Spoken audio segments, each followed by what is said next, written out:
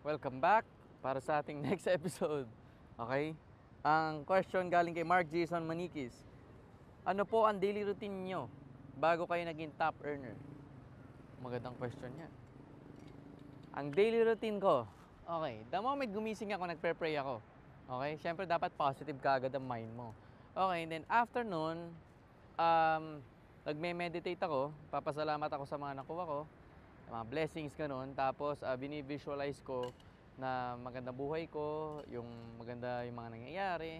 And then, bago pa ako tumuloy, nagbabasa ako ng mga spiritual scriptures o mga positive books para yung mind ko, umpisa pa lang ng umaga, napupuno na ng magagandang mga bagay. And of course, pag yung start na ng recruiting, di ba? Ang gagawin ko, prospect schedule.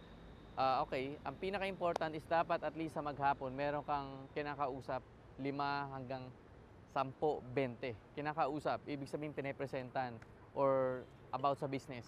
Okay? Kinakausap about sa business. Kasi pag continuous mo gagawin yun, mako-convert sila into clients, prospects, and then mga taong interesado sa business.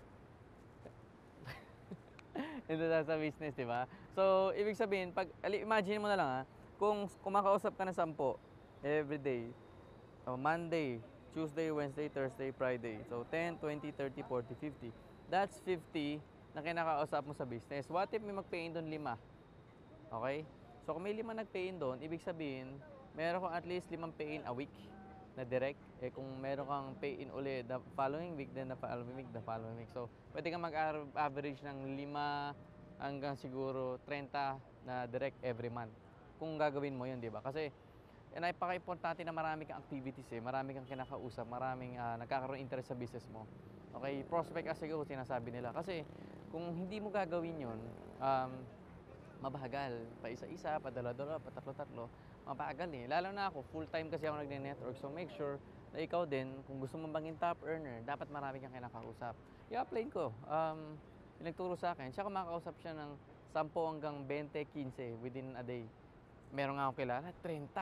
Kinakausap niya sa maghapon. No wonder, laki ng income niya. Kung 30 ka naman, everyday, di ba? So, 30 times 10, that's 300 prospects. Or kung umabot ka ng 30 days, 30 times 30 sa mga yun, madami. Di ba? So, every 10 days nakakaano ka, 300. Malaki yung conversion mo nun. Kasi it's a numbers game. Hindi mo alam kung sino sasama, sino mako-convert into a pay-in. So, you just have to keep on talking. Padamihin lang po tayo.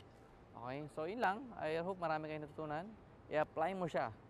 So, this is Marco Malyari, Beyond Networking. Bye-bye!